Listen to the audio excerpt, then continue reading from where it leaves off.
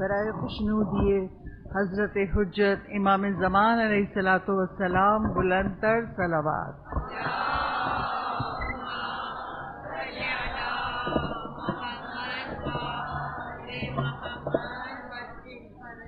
سورہ فاتحہ برائے شہدائے کربلا۔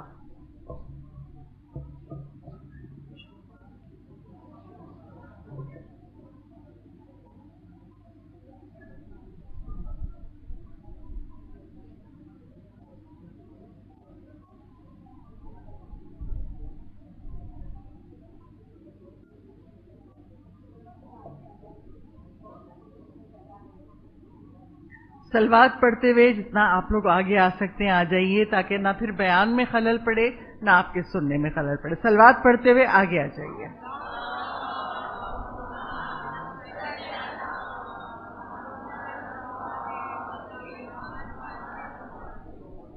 اعوذ باللہ من الشیطان اللعین الرجیم، بسم اللہ الرحمن الرحیم، الحمد للہ رب العالمین، باری الخلائق اجمعین، فاطر السماوات والارضین، والصلاة والسلام علی اشرف الاولین والآخرین، خاتم النبیین، شفیع المذنبین، ابی القاسم محمد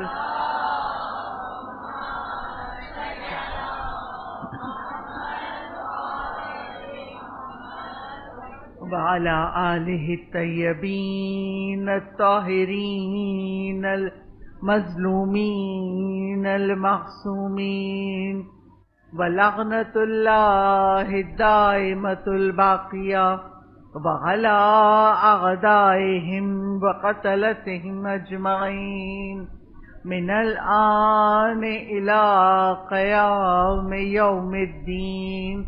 اما بعدہ فقد قال اللہ تبارک وتعالی فی کتابہ المجید وفرقانہ الحمید، انما یرید اللہ لیذھب عنکم الرجس اہل البیت ویطہرکم تطہیرا۔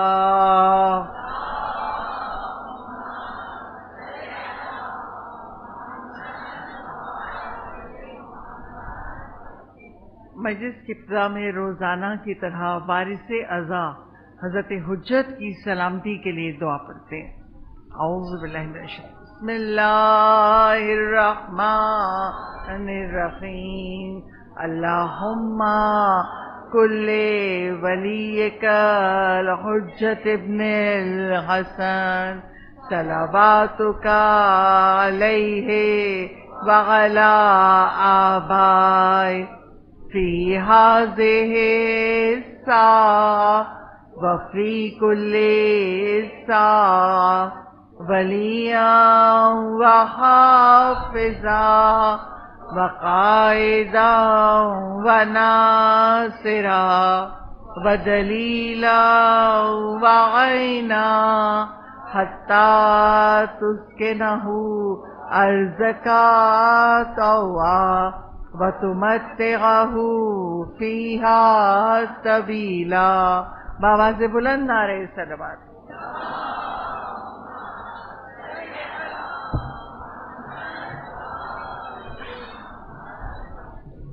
شکر خدا کے عنوان کے تحت آج 5ویں مجلس آپ سب کی سماعت کی نظر ہے۔ آج بھی مجلس کی ابتدا چوتھے امام امام زین العابدین علیہ الصلوۃ والسلام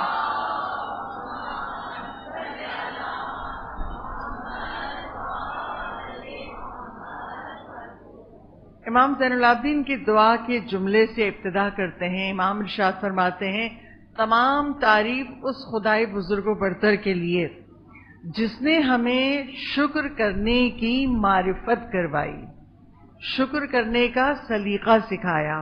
اگر خدا ہمیں شکر کرنا نہ سکھاتا، اب امام وہ لاجک سمجھا رہے ہیں کہ جس کی وجہ سے شکر کرنا واجب ہے. امام کہتے ہیں اگر اللہ ہمیں شکر کرنا نہ سکھاتا تو ہم نعمتیں استعمال کرتے، شکر نہیں کرتے، اور جب شکر نہیں کرتے تو ہم انسانیت کی حدوں سے نکل جاتے. یعنی امام کہہ رہے ہیں انسان ہے تو لازم ہے کہ اگر کوئی ہمارے ساتھ اچھا کرے، ہمیں انسانوں میں سے کوئی کچھ دے یا خدا کچھ نعمت عطا کرے تو شکر کرنا واجب ہے. بندہ کوئی آپ کے ساتھ نیکی کرے اس کو شکریہ کہنا ضروری ہے، اور اگر ایسا ہم نہ کرتے، چوتھے امام کی جملے، امام کہتے ہیں اگر ہم نعمتوں کو استعمال کرتے اور شکر نہ کرتے تو ہم انسانیت کی حدوں سے نکل جاتے اور پھر ہمارے لیے بہت برا ہوتا. یعنی نعمت کا شکر لازم ہے، اور جو نعمتوں کی قدر دانی کرتا ہے اس کو اللہ کتنا اجر عطا کرتا ہے. روایتوں میں ایک مرتبہ حضرت داؤد نبی نے پروردگار عالم سے سوال کیا، بارالہ جنت میں میرے ساتھ کون ہوگا، میرا دوست، میرا رفیق جنت میں کون ہوگا؟ اب یہ سوال ہے نبی خدا کا، اللہ کا نبی پوچھ رہا ہے جنت میں میرے ساتھ کون ہوگا؟ پروردگار عالم نے کہا دیکھنا چاہتے ہو، کل صبح شہر سے باہر نکلنا، جو پہلا شخص تمہیں نظر آئے وہ جنت میں تمہارے ساتھ ہوگا، تمہارا دوست ہوگا، رفیق ہوگا. کہا اچھا. حضرت داؤد اٹھے، صبح شہر سے باہر نکلے تو دیکھا پہلا شخص جو نظر آیا وہ بوڑھا تھا اور اپنے کندھوں پر لکڑیوں کا گٹھا اٹھایا ہوا تھا، یعنی لکڑیاں لا رہا تھا جنگل سے کاٹ کے، باندھ کے اپنے کندھے پہ اٹھا کے شہر میں داخل ہو رہا تھا. اب حضرت داؤد اس کو دیکھتے ہیں، وہ شہر میں داخل ہوتا ہے اور پھر آواز لگاتا ہے کوئی ہے جو یہ لکڑیاں مجھ سے خرید لے. کہا ایک گاہک آیا، اس نے وہ لکڑیاں خریدی. جب وہ لکڑیوں کا گٹھا بک گیا، جو پیسے ہاتھ میں آئے، وہ شخص گیا شہر کی ایک دکان پر اور گندم لی. گندم لے کے جب وہ شہر سے باہر جانے لگا تو حضرت داؤد کو یہ جستجو تھی کہ میں دیکھوں اس میں ایسی کون سی نیکی ہے جس کی بنیاد پر خدا اسے جنت میں میرے ساتھ رکھے گا. کہا ایسا ہو سکتا، قریب گئے، کہا ایسا ہو سکتا ہے کہ آپ آج مجھے مہمان بنا لیں. اب وہ بوڑھا شخص کہتا ہے مہمان تو اللہ کا دوست ہوتا ہے، چلیے میں آپ کو اپنے گھر آج مہمان بنا کے لے چلتا ہوں. اب دونوں چلتے ہوئے جب اپنے گھر گھسے، گھر میں داخل ہوتے ہی اس بوڑھے شخص نے گندم جو لی تھی نا اس کو چکی پہ بیٹھ کے اس نے آٹا بنایا. جب آٹا بن گیا اس کی روٹیاں پکائیں، اور جب روٹی پک گئی تو اپنے مہمان کے سامنے حضرت داؤد کے سامنے رکھی. جب روٹیاں رکھی تو ایک مرتبہ آنکھوں میں آنسو آئے اور وہ بوڑھا شخص اللہ کی طرف نگاہ کر کے کہتا ہے بارالہ جن درخت کی لکڑیاں میں کاٹ کے لایا وہ درخت تو نے اگایا تھا، پھر تو نے اس درخت کی لکڑیوں کو خشک کیا اور میرے بازوؤں میں اتنی طاقت دی کہ میں وہ لکڑیاں توڑ سکوں، کاٹ سکوں. جب وہ لکڑیاں کاٹ لی میں شہر میں آیا، تو نے گاہک بھیجا کہ میں وہ لکڑیاں بیچ سکوں، اور جب وہ لکڑیاں بک گئیں تو میں نے ان پیسوں سے گندم لی، اور وہ گندم بھی تو نے اپنی قدرت سے زمین سے اگائی تھی اور مجھ تک پہنچی، اور بارالہ تو نے وہ وسائل فراہم کیے کہ میں نے اس گندم سے آٹا پیسا اور روٹیاں بنائی. بارالہ سب کچھ تو تیرا ہے، سب کچھ تو نے عطا کیا، میرا کیا ہے؟ یہ کہہ کے وہ رو رہا تھا کہ مالک سب نعمتیں تیری ہیں، اگر یہ سب نعمتیں تو مجھے نہ دیتا تو ایک لقمہ روٹی کا میرے منہ میں نہیں جا سکتا تھا. جیسے ہی اس نے یہ جملہ کہا حضرت داؤد سمجھ گئے جو نعمتوں کا اتنا قدردان ہو اور خدا کے سامنے کہہ رہا ہو ہر چیز تیری ہے، تو جو نعمتوں کا اتنا قدردان ہو وہ یہ حق رکھتا ہے کہ اللہ اسے جنت میں ہمیشہ کی زندگی میں ایک نبی کے ساتھ رکھے. صلوات پڑھ دیجئے بابا سے بلند.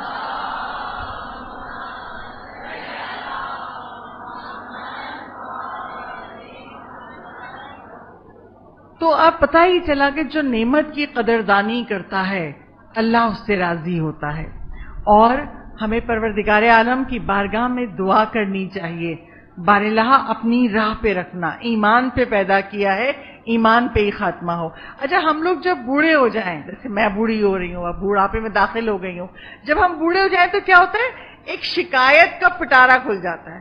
یہ تکلیف ہے، یہ درد ہے، اولاد سنتی نہیں ہے، فلاں، یہ یعنی ہمارے منہ پہ پھر شکر نہیں آ رہا ہوتا، اس کی شکایت، اس کی شکایت، اس کی شکایت. اور آپ کو پتہ ہے مولا کیا کہتے ہیں؟ مولائے متقیان علی ابن ابی طالب علیہ الصلوۃ والسلام.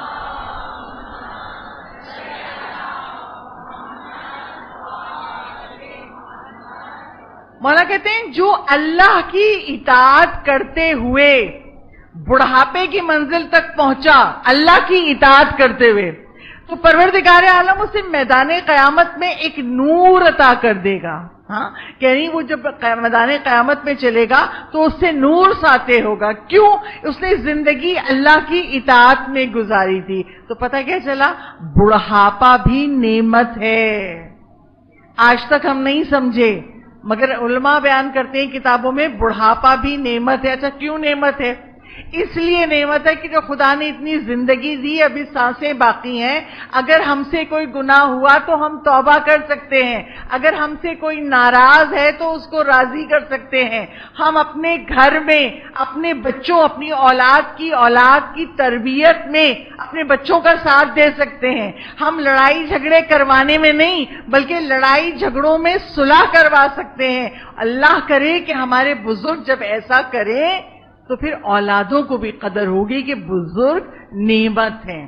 کچھ روایتوں میں ملتا ہے اگر کسی گھر میں بزرگ ہے نا تو یہ سمجھو یہ نبی ہے. یعنی اللہ قدر کر رہا ہے بزرگی کی، کہ اگر کوئی بزرگ اپنی اس طرح سے خدمات انجام دے. ہوتا کیا ہے، ہمارے یہاں بزرگ ہیں، بچے چھوٹے ہیں، اماں کچھ کہہ رہی ہیں، ابا کچھ کہہ رہے ہیں، اور دادا دادی پکڑ کے لے گئے، نہیں بھائی نہیں کر اس کو اس طرح، ڈانٹو نہیں، جو کر رہا ہے کرنے دو. اولاد کو بگاڑنے میں ساتھ نہیں دیں، اولاد کی اصلاح کرنے میں، اولاد کی تربیت کرنے میں اپنے بچوں کا ساتھ دیں، تاکہ بچوں کو احساس ہو کہ اگر گھر میں کوئی ضعیف ہے تو یہ اللہ کی رحمت ہے، اللہ کی نعمت ہے کہ آپ کی بیک پہ کوئی آپ کے لیے دعائیں کرنے والا بیٹھا ہوا ہے. تو بزرگی اللہ کی نعمت ہے اور ہمیشہ اللہ سے مانگا کریں. بہرحال محمد والے محمد کے صدقے میں جو ہم نہیں جانتے ہمیں اس کی معرفت کرا دے. اور فقط اس کائنات میں محمد والے محمد ایسے ہیں کہ دل میں جو آئے ہم سب مانگ سکتے ہیں. دیکھیے ماں باپ ہیں، شوہر ہے، اولاد ہے، مگر انسان ہر بات ہر ایک سے نہیں کہہ سکتا. بات ہم اپنے بچوں سے ہر نہیں کہہ سکتے. کیوں؟ ارے امی سیڑھی آ گئی ہیں، بس امی چھوڑ دیجئے. ہاں، ماں باپ سے کہیں بھئی کیا ہے، شوہر کا موڈ نہیں ہے اس کے مطلب ہر رشتے کے سامنے ہم ہر بات نہیں کر سکتے سوائے رب ذوالجلال کے، سوائے مولا و آقا محمد و آل محمد کے. آپ کے دل میں جو ہے اپنے مولا سے باتیں کیجئے. اس لیے تو کہتے ہیں نا، جب رات کو بستر پہ جاؤ اپنے وقت کے امام سے باتیں کیا کرو، امام تک صلوات ہدیہ کیا کرو. مولا سنتے ہیں، ہر امام سنتے ہیں. اور کیسے سنتے ہیں؟ مولا کسی کے بارے میں جانتے بھی ہیں وہ غلط ہے نا، لیکن اگر در آل محمد پہ آ کے مانگ لیں تو مولا خالی ہاتھ نہیں پھرتے. روایتوں میں ہے مولائے متقیان علی ابن ابی طالب علیہ السلام.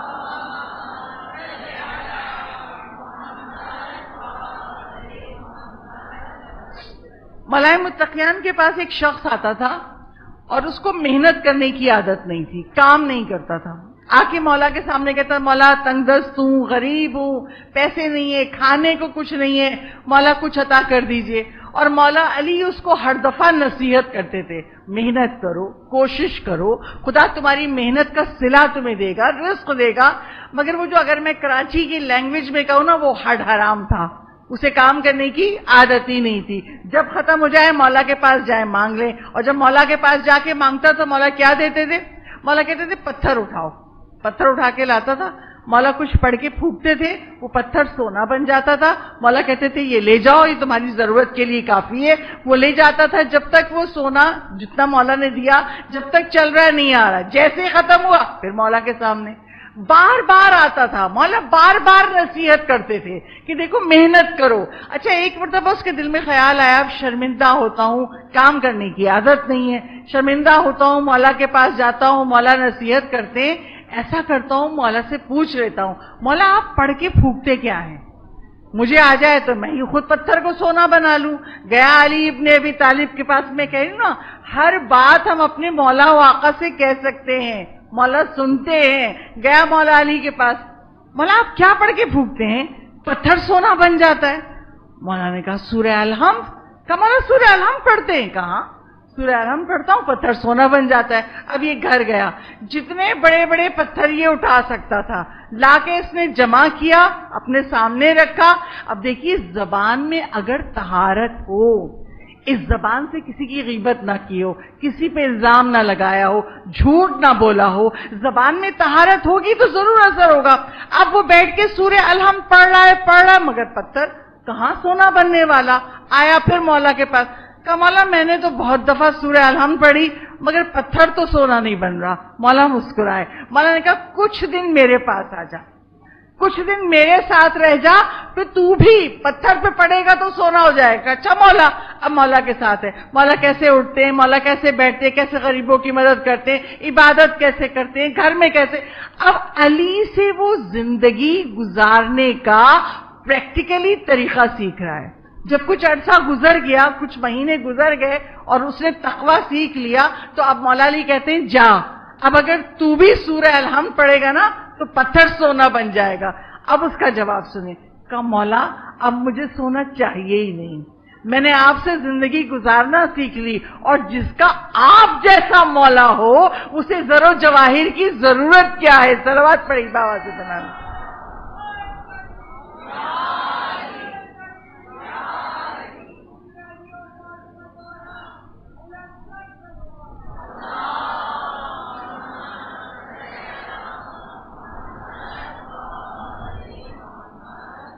کل ایک بچی نے مجھ سے شکایت کی، شمع آنٹی آپ فضائل نہیں پڑھتی جیسے آپ پہلے پڑھتی تھی. میں نے کہا بیٹا اس دفعہ آپ یہ محسوس کرو میں جتنے معجزات پڑھ رہی ہوں مولا کے فضائل جاری و ساری ہیں. یہ جتنے معجزات میں ہر مجلس میں بیان کر رہی ہوں مولا کے فضائل تو ہیں کہ مولا کے فضائل رکے نہیں ہیں، آج تک جاری و ساری ہیں. اور آج یقین مانیے مولا اس فرش عزا سے نا ہم اپنے معصومین سے جڑے رہتے ہیں. کیوں؟ جب فرش عزا بچتی ہے نا ملائکہ آتے ہیں، ائمہ معصومین آتے ہیں، جس امام کا تذکرہ ہوتا ہے وہ موجود ہوتے ہیں اور ان کی نگاہیں ہم پر ہوتی ہیں. حضرت حجت کی نگاہ ہر مجلس میں ہوتی ہے. اور کیسے ہوتی ہے؟ دیکھیں اصفہان کے رہنے والے ایک ذاکر، ایک عالم شیخ حسان اصفہانی بہت مشہور تھے. اصفہان کے شہر میں سب جانتے تھے یہ امام حسین کی مجلسیں پڑھتے ہیں، ذاکر ہیں. وہ کہتے ہیں ایک رات میں سویا میں نے خواب میں حضرت حجت امام زمانہ علیہ الصلوۃ والسلام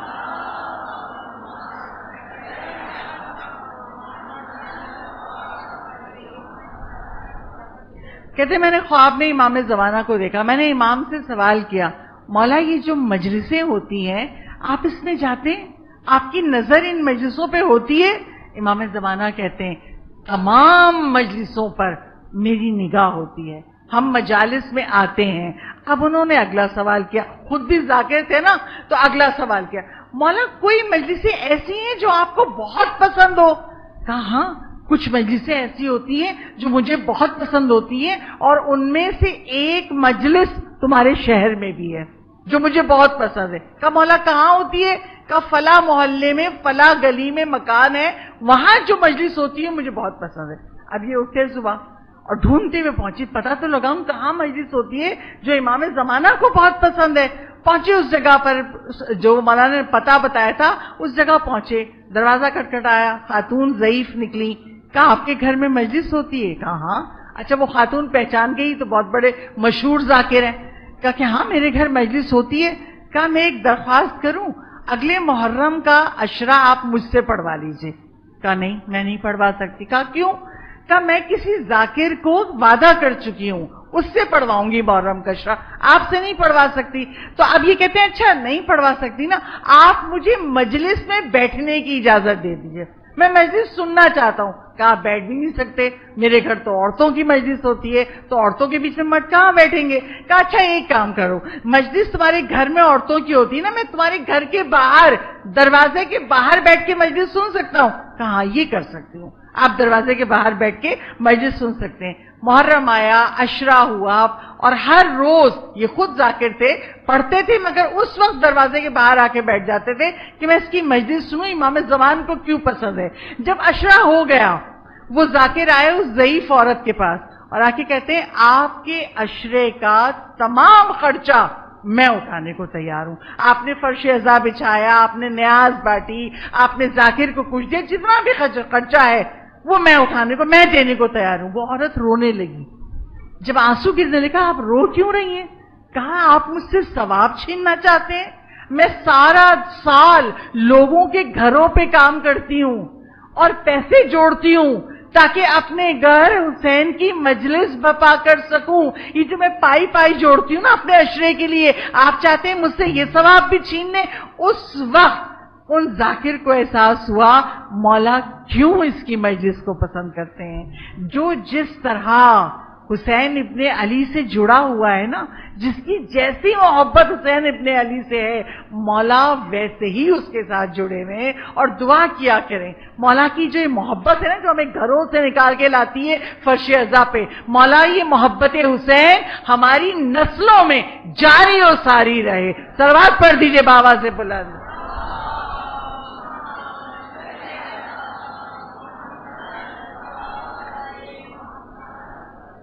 اس فرش عزا پہ ہم سیکھ رہے ہیں اولاد جیسی نعمت کا شکر ہم کیسے ادا کریں. اولاد نعمت ہے. اور کل کی مجلس تک ہم اس مقام تک پہنچ گئے تھے کہ مولا یہ ارشاد فرماتے ہیں تمہارا بچہ جب پیدا ہو 7 سال تک بادشاہ ہے, اس کے بعد 7 سال غلام نوکر ہے تمہارا, اس کے بعد 7 سال تمہارا دوست تمہارا مشیر ہے, اس سے مشورہ کیا کرو. کل میں نے بچپن کے جو منازل ہے, تعریف کرو, بچے کو اپریشیٹ کرو, بیان کیا. آج جب بچہ ٹین ایجرز میں آ جائے, 7 سال ہو گئے, اب 8 سے 14, جب اس ٹین ایج میں آ جائے باڈی میں کچھ ہارمونل چینجز ہوتی ہیں. ہاں, انسان کی مینٹل ریکوائرمنٹ بدلتی ہے. اور آپ یقین مانیے اللہ نے قرآن میں اس کا تذکرہ کیا. کیا کیا؟ سورہ نور میں رب العزت ارشاد فرماتا ہے وَإِذَا بَلَغَ الْأَطْفَالُ, جب تمہارے بچے بالغ ہو جائیں, مِنْكُمْ, اب اللہ بتا رہا ہے جب بچے بالغ ہو تو کرو کیا. ہاں, اللہ کہتے ہیں جب تمہارے بچے بالغ ہو جائیں تو اب ان کو کہو اجازت لے کے, فَلْيَسْتَأْذِنِ اللَّهُ كَمَا اسْتَأْذَنَ الَّذِينَ مِنْ قَبْلِهِمْ, اپنے بچوں سے کہو کمروں میں داخل ہوتے وقت, تمہارے پاس آتے وقت اجازت لیا کریں. وَإِذَا بَلَغَ الْأَطْفَالُ مِنْكُمُ الْحُلُمُ فَلْيَسْتَأْذِنُوا كَمَا فَاسْتَأْذَنَ الَّذِينَ مِنْ قَبْلِهِمْ. اچھا لیا کرو. پھر اللہ نے کیا کہا؟ ذَلِكَ يُبَيِّنُ اللَّهُ آيَاتِهِ وَاللَّهُ عَلِيمٌ حَكِيمٌ. اللہ تمہارے سامنے کھول کھول کے آیتیں بیان کر رہا ہے, مسائل اللہ آپ کو سکھانا چاہتا ہے. بچے بڑے ہو رہے ہیں, ضروریات بدل رہی ہیں, بچوں کی پسند ناپسند بدل رہی ہے, اور عموماً ماں باپ اس ٹین ایج میں اللہ سے دعا کرتے ہیں اللہ ہمارا بچہ کسی برائی میں نہ پڑ جائے, اللہ ہمارا بچہ کسی گناہ میں نہ پڑ جائے. تو اللہ قرآن میں کیا کہہ رہا ہے؟ اب جب بچے بڑے ہو رہے ہیں تو انہیں سکھاؤ کہ تمہارے پاس آنے کے لیے, داخل ہونے کے لیے کمرے میں اجازت دیں. اچھا آج کے زمانے میں, شاید ہماری دادی کے زمانے میں, ہم لوگ کے بچپن تو ہوتا تھا, آج کے زمانے میں ہم نے ادب و آداب کا خیال نہیں رکھا. ہم کس بات کا خیال رکھتے؟ تعلیم, کپڑے, غذا اچھی ہو, ناشتہ اچھا ہو, ڈینٹسٹ کو دکھانا ہے, فلاں کرنا ہے. ہم بچوں کو ادب و آداب کی تعلیم نہیں دیتے. ہاں, اور یہ اللہ کیا کہہ رہے ہیں؟ داخل ہونے سے پہلے کمرے میں اجازت دو. بچے ہیں, دادا ہے, ابھی کھانا کھا کے دعائیں پڑھ کے سوئے, ایک دم دادا ہی دیکھیے چونک گئے. ہاں, ماں لیٹی ہے تھوڑی دیر کے لیے آرام کر رہی ہے, میرا کام ختم ہو گیا, دوڑتے امی سنیے. اب اللہ کیا کہہ رہے ہیں؟ ایسے نہیں داخل ہو, نوک کرو دروازہ, یا دروازہ کھلا ہے تو امی سے اجازت لو. یہ ادب سیکھو. اچھا کیوں سیکھو؟ امام حسن عسکری علیہ السلام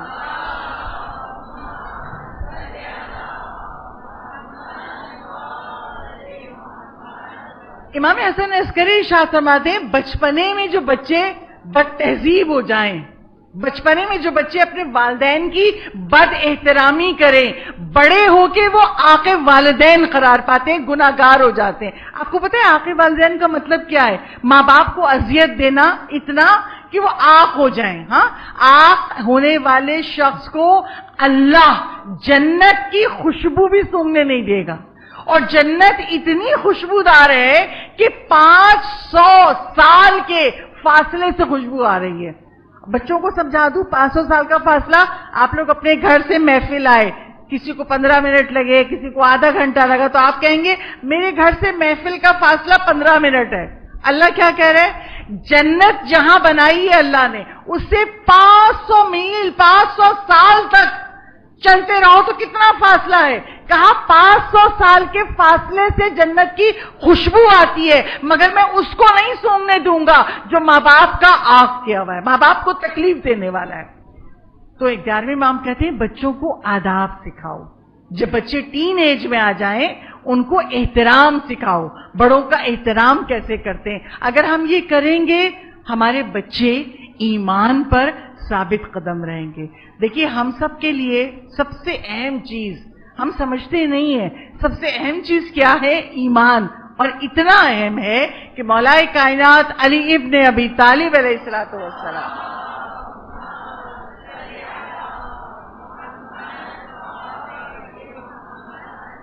مولا کے عاشق، مولا کے صحابی حجر ابن عدی کو حاکم شام نے کوفے سے گرفتار کروایا، اور حجر ابن عدی کے ساتھ 13 لوگ اور 13 یا 14 لوگ تھے، ان کو بھی گرفتار کروایا۔ جب گرفتار کروایا شہر میں ہلچل ہو گئی، حجر کو گرفتار کروا لیا، بہت نیک، بہت متقی، علی کے چاہنے والے تھے، تو لوگ کہتے تھے اتنے نیک آدمی کو کیوں گرفتار کروایا؟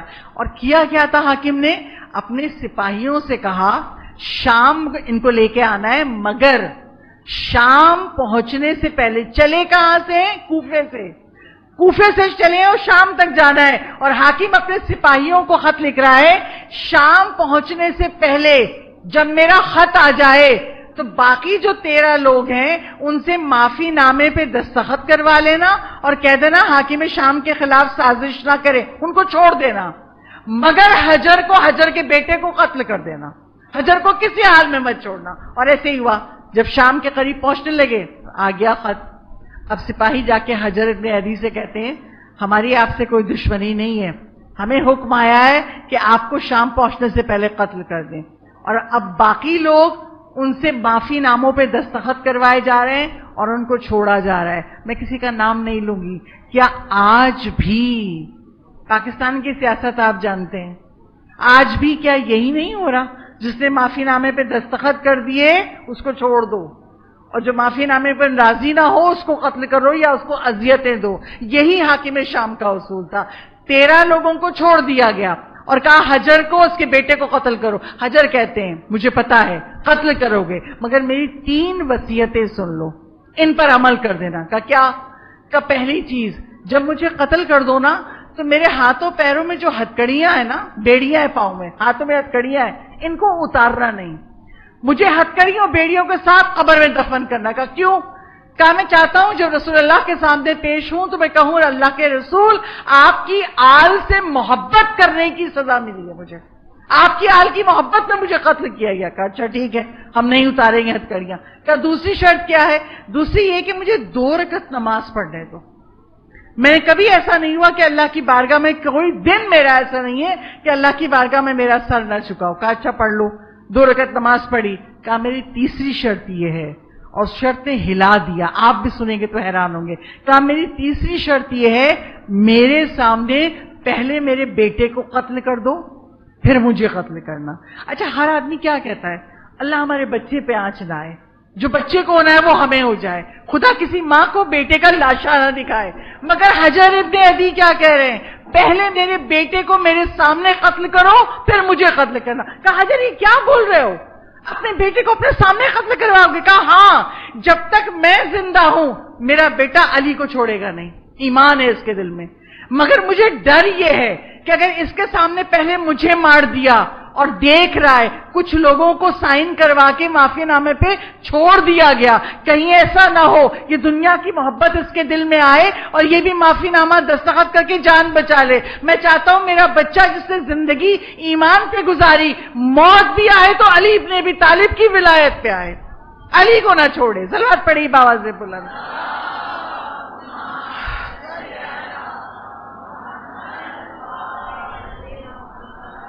حجر ابن عدی نے اتنی سخت بات قبول کر لی میرے بچے کا ایمان نہ جائے، اور ایسے ہی ہوا۔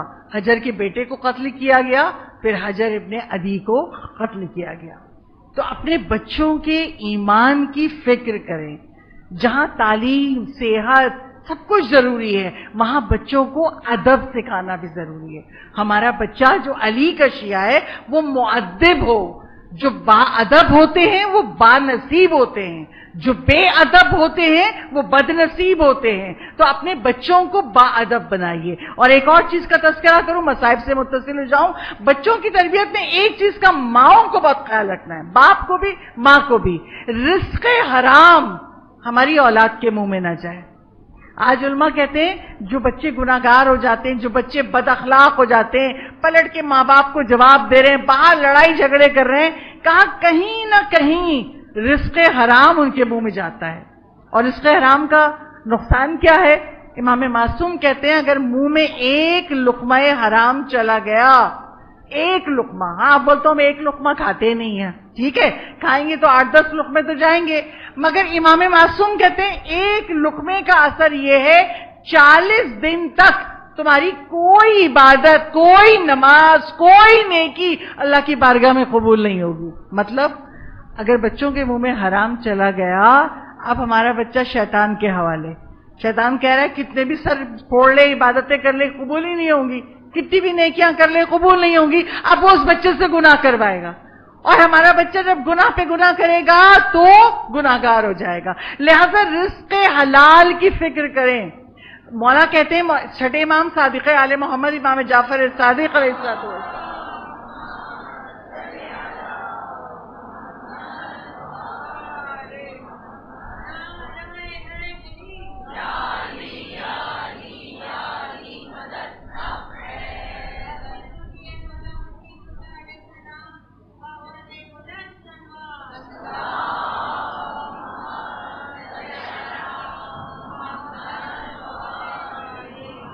چھٹے امام سے اگر کوئی آ کے کہتا تھا نا مولا دعا قبول نہیں ہو رہی، ہم سب کی بھی شکایت ہوتی ہے نا، دعا قبول نہیں ہو رہی، مولا کہتے تھے اپنی غذا کا خیال کرو، غذا میں کوئی حرام تمہارے منہ میں نہ جائے، اگر پیٹ میں حرام نہیں پہنچا تو تم دعا کرو گے، دعا قبول ہوگی۔ تو رزق حلال کی اتنی اہمیت ہے، اور دشمنان علی ہمیشہ چاہتے تھے کہ علی کے چاہنے والوں کے جسم میں حرام پہنچ جائے۔ کیسے؟ ایک واقعہ بیان کر دوں اور پھر آگے بڑھ جاؤں۔ وہ کیا ہے؟ مولا علی کے صحابی ابو الاسود دوئلی، ابو الاسود دوئلی وہ ہیں جن کو مولا نے تجوید کے اصول سکھائے۔ صاحبان علم کا مجمع ہے، آپ جانتے ہیں تجوید کیا ہے؟ قرآن پڑھنے کا، عربک پڑھنے کا طریقہ، تجوید۔ تجوید سب سے پہلے مولا علی نے ابو الاسود دوئلی کو سکھائی اور ان سے ہی آگے بڑھی۔ ابو الاسود دوئلی کی ایک چھوٹی بیٹی تھی اور حاکم شام چاہتا تھا یہ علی کا ساتھ چھوڑ دیں، نہیں چھوڑتے تھے۔ ایک مرتبہ اس نے کیا کیا، ایک زعفرانی بڑا خوشبودار بڑا اچھا سا حلوہ بنوا کے ان کے گھر بھجوایا۔ اب جیسے ہی ان کے گھر گیا، چھوٹی بیٹی نے دیکھا اتنا اچھا خوشبودار حلوہ آیا، اس نے لے کے ایک لقمہ منہ میں ڈالا۔ جیسے ہی منہ میں ڈالا، ابو الاسود کہتے تھوک دو اس کو، یہ ظالم حاکم کی سازش ہے، وہ چاہتا ہے ہم علی کو چھوڑ دیں، یہ حرام ہمارے پیٹ میں آ جائے، ہم علی کی محبت چھوڑ دیں، تھوک دو اسے۔ تاریخ میں اس بچی نے نہ صرف تھوکا بلکہ اس نے کہا اللہ اس کے چہرے کو سیاہ کر دے جو ہمیں علی سے دور کرنا چاہتا ہے، اللہ اس کے ہاتھوں کو توڑ دے جس نے ہمارے گھر یہ حرام بھجوایا۔ تو ہمیشہ حرام سے بچیے، اپنے بچوں کو بچائیے۔ اگر رزق حرام آ گیا، اچھا ہوتا کیا ہے کبھی کبھی ایسا بھی ہوتا ہے رزق حرام نہیں ہوتا مگر ہم حرام کر لیتے ہیں۔ کیسے؟ چھٹے امام صادق آل محمد امام جعفر صادق علیہ السلام،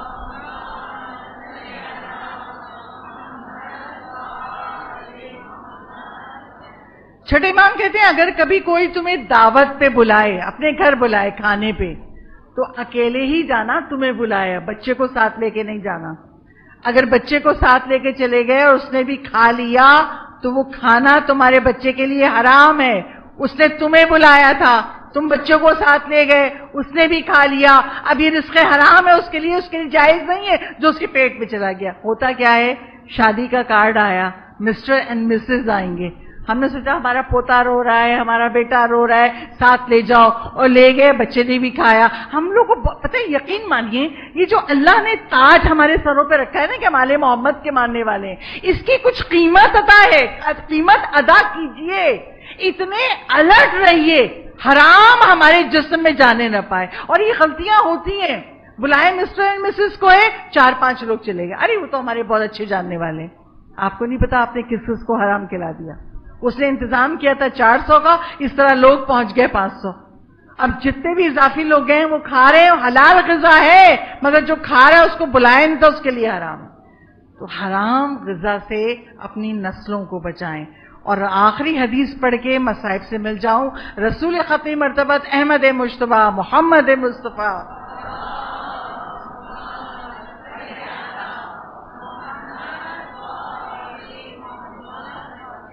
رسول اسلام کہتے ہیں اپنے بچوں کی تربیت 3 محبتوں پہ کرو.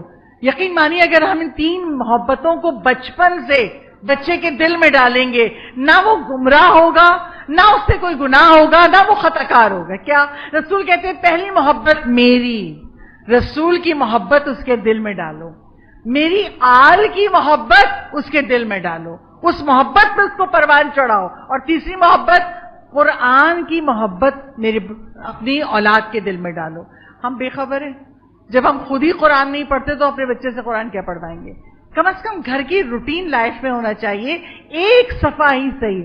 اب تو الحمدللہ میں بہت سے گھروں میں دیکھتی ہوں باپ نماز فجر پڑھنے کے بعد اب کوئی آفس کے لیے اٹھا ہے، کسی کو اسکول جانا ہے، کسی کو کالج جانا ہے، آج کل فجر جلدی ہوتی ہے تو اٹھ گئے، ابھی 1 گھنٹہ ہے. تو بہت سارے میں ایسے لوگوں کو جانتی ہوں باپ بیٹھ گئے کہا صرف 5 آیتیں پڑھیں گے. 5 آیتیں پڑھی، ہر آیت کا ترجمہ پڑھا، بچوں سے بات ہوئی، بس 10 منٹ. اس طرح سے بچوں کے اندر پتا چلتا ہے یہ قرآن اللہ نے رسول پہ اتارا تو ہے مگر ہم سب کے لیے اتارا ہے. پڑھنا ہم سب نے ہے، اللہ ہم سب سے قرآن میں بات کر رہا ہے. اور کتنے ہو جاتے 1 سال میں ایک رمضان آتا ہے جس میں پتا ہے کہ اللہ نے کہا ہے کہ اگر 1 آیت پڑھو گے تو پورے قرآن کا ثواب. تو لگا ہم لوگ خوب پڑھتے، 1 پڑھ لیا قرآن، 2 ختم کر لی. ایسے نہیں، سال بھر بچوں کے دل میں قرآن کی محبت رہے. اور اگر دیکھنا ہے تو کربلا میں دیکھیں، کربلا میں کیسی محمد و آل محمد کی محبت تھی، کربلا میں کیسی قرآن کی محبت تھی. شب عاشور راوی لکھتے ہیں حسین کے خیموں سے قرآن پڑھنے کی آوازیں آتی تھی. حسین کے خیموں سے محمد و آل محمد کی محبت میں نعرے لگتے تھے خدا ہم کو بار بار مارے، زندہ ہوں گے مگر حسین کو نہیں چھوڑیں گے. اللہ ہماری نسلوں میں یہ محبت دے. جب امام زمان کا ظہور ہو تو ہمارا بچہ بھی یہی کہے کہ 70,000 دفعہ مارا جائے گا پھر بھی امام زمان کو نہیں چھوڑیں گے. عزیزانو آج 5 محرم آ گئی. آج فرش عزا پہ زینب کبریٰ بھی ہیں اور یہ وہ ماں ہے جو اپنے بچوں کو روئی نہیں ہے. جب روئی حسین کو روئی. شب عاشور خیموں میں زینب اپنے بیٹوں کو بٹھا کے اپنے بیٹوں کے بالوں میں ہاتھ پھیر کے اور بچوں سے کہتی بچوں کل قربانی کا دن ہے، بچوں کل تم نے اپنی جان قربان کرنی ہے، ایسا نہ ہو علی اکبر شہید ہو جائے اور تم زندہ رہ جاؤ. عزیزانو ہم سب مائیں ہیں نا، اللہ جس کو بیٹا دے دے نا اس ماں کے دل میں دو خواہشیں ضرور ہوتی ہیں. پہلی خواہش ماں کے دل میں کیا ہوتی ہے؟ میں اپنے بیٹے کو دولہا بنا ہوا دیکھوں. اور دوسری خواہش کیا ہوتی ہے؟ جب میں مر جاؤں تو میرا جنازہ میرا بیٹا اٹھائے. میرا سلام ہو کربلا والی ماں پر. ہر ماں اپنے بچے کو قربانی کے لیے تیار کر رہی تھی. تم نے قربان ہونا ہے. زینب کبریٰ بھی اپنے بچوں کو تیار کر رہی تھی. تمہیں نہ کہنا پڑے کہ تم حیدر کرار کے نواسے ہو، تمہیں نہ کہنا پڑے کہ تم جعفر طیار کے پوتے ہو، لشکر پکار اٹھتے کہ یہ جعفر طیار کے پوتے ہیں. روز عاشور آ گئی، بچے بار بار جاتے امام حسین کے پاس. ماموں ہمیں مقتل میں جانے کی اجازت دیجیے. اور مولا حسین بڑی بڑی بے بسی کی نظروں سے ان بچوں کو دیکھتے ہیں اور کہتے ہیں بچوں تمہیں تو میں نے گودوں میں کھلایا ہے, میں گود کے پالوں کو مرنے کیسے جانے دوں. بچوں کو اجازت نہیں مل رہی. زینب کبریٰ نے فضہ سے پوچھا, فضہ میرے بچوں کے لاشیں نہیں آئے, کبھی بھی بچے باہر باہر جا رہے ہیں مگر حسین اجازت نہیں دے رہے. زینب کبریٰ بچوں کا ہاتھ پکڑ کر آئی مولا کے خیمے میں. کہا مولا میرے بھائی میرے ماں جائے, میں نے آپ سے کبھی کچھ نہیں مانگا مگر آج جو مانگوں گی بھیا عطا کر دینا. کہا زینب کیا مانگنا چاہتی ہو؟ کہا بھیا میرے بچوں کو مرنے کی اجازت دے دو.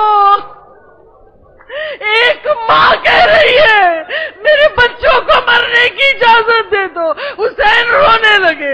کہا زینب کیا پتا ان کا باپ نہیں ہے یا وہ راضی نہ ہو. کہا نہیں بھیا, عبداللہ ابن جعفر طیار نے مجھے کہا تھا اگر حسین مصیبتوں میں گر جائے تو ان بچوں کو قربان کر دینا, ان کا باپ بھی راضی ہے. اب مولا نے اجازت دی. اور محمد تیار ہوئے, تلواریں اٹھائیں. ماں قریب آئی اور آ کے بچوں کا بازو پکڑ کے کہا بیٹا اگر لڑتے لڑتے نہر فرات تک چلے جاؤ نا, بچوں پانی نہ پینا. ابھی اصغر پیاسا ہے, ماموں پیاسے ہیں, سکینہ پیاسی ہے. میں ہاتھ جوڑ کے کہوں بی بی زینب کبریٰ آپ کے بچے بھی تو پیاسے ہیں. بچہ پیاسا ہو تو ماں سب سے پہلے اسے سیراب کرتی ہے مگر زینب کبریٰ کہہ رہی ہے خبردار پانی نہ پینا. ایک بچے کو عباس نے گھوڑے پہ سوار کیا, ایک بچے کو حسین ابن علی نے گھوڑے پہ سوار کیا. مقتل میں گئے ہیں, بڑی شان سے لڑے, لشکر والے پکار اٹھے یہ حیدر کرار کے نواسے ہیں, ایسے ہم انہیں مار نہیں سکتے, گھیر کے حملہ کرو. اب جو گھیر کے حملہ کیا ایک مرتبہ آواز آئی ماموں ادرکنی, ماموں ہمارا سلام قبول کیجئے. حسین دوڑے, عباس دوڑے, گئے. بچے گھوڑے سے گر چکے تھے, محمد کی روح پرواز کر چکی تھی مگر آن کے لب ہل رہے تھے اور آن بار بار کہہ رہے تھے ہماری اماں کہاں ہے, ہماری اماں کہاں ہے. مولا دونوں کی لاشیں لے کے خیمے میں آئے, زمین پہ لٹا دیا. ایک طرف محمد کا لاشا, ایک طرف آن ہے, آن کے لب ہل رہے ہیں. ایک ہی سوال ہے ہماری اماں کہاں ہے. ایک مرتبہ حسین کہتے فضہ فضہ زینب کہاں ہے. کہ مولا وہ سجدہ شکر میں. کا بلا کے لاؤ زینب کو, بھائی بلا رہا ہے. اب بھی فضہ گئی, زینب کبریٰ آئی. مولا حسین کہتے زینب ابھی آن کے لب ہل رہے ہیں, سن لے آن کیا کہہ رہا ہے. بی بی زینب کبریٰ دونوں بچوں کے لاشوں کے بیچ میں, خدا کسی ماں کو یہ منظر نہ دکھائے. دونوں بچوں کے لاشوں کے درمیان زینب بیٹھی ہے, اپنے کان آن کے قریب کیے. آن کہہ رہے تھے اماں ہم فرات تک پہنچے تھے مگر ہم نے پانی نہیں پیا, اماں ہم سے راضی ہے. زینب کبریٰ نے کہا میں راضی, میری ماں راضی. اب آن کہتے ہیں اماں جب مدینے جائیے گا نا ہمارے بابا کو ہمارا سلام کہہ دیجیے گا. روح پرواز کر گئی آن کی, دونوں بیٹوں کے لاشوں کے درمیان بیٹھی ہیں. عزاداروں اس کے بعد زینب روئی نہیں. جب زینب قیدی بن کے شام کے قید خانے میں گئی حسین کو روئی مگر کبھی اپنے بیٹوں کو نہیں روئی. رہائی ملی, آئے کٹے ہوئے سر نہیں اٹھائے, اپنے مولا کا سر اٹھایا. کیوں نہیں روئے بیٹوں کو. مگر جب مدینہ پہنچ گئی, مدینہ پہنچ گئی, اپنے گھر میں داخل ہوئی, دیکھا دو مسلح بچھے, زمین پہ گری, مسلحوں کو پکڑا اور کہتی ہے بچوں تمہاری ماں تمہارے بغیر جی نہیں سکتی.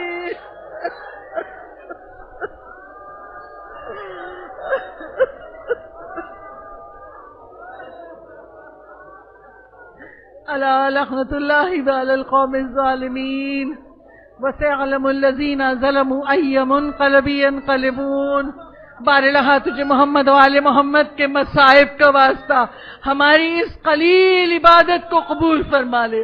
معبود اس مجلس حسین کے صدقے میں ان سب عزاداروں کے دلوں کی ہر حاجت کو پورا کر دے، جو لا ولد ہے اسے اولاد عطا کر دے، جو صاحب اولاد ہے ان کی اولاد کو نیک صالح بنا دے، جن کے بچے بڑے ہیں ان کو اچھے بر عطا کر دے، جو بیمار ہیں ان کو شفاء کلی عطا کر دے، جو متمنی ہے حج و زیارات ہے حج و زیارات سے مشرف فرما، عزاداری امام حسین کی حفاظت فرما، امام زمان کے ظہور میں تاجل فرما، اور جب امام ظہور فرمائے اور صدا دے تو لبیک کہنے والوں میں ہم سب آگے آگے اٹھیے، اون محمد کے تابوت آ رہے ہیں، تعظیم کے لیے اٹھیے، زینب کبریٰ کو بچوں کا پرسہ دیجیے۔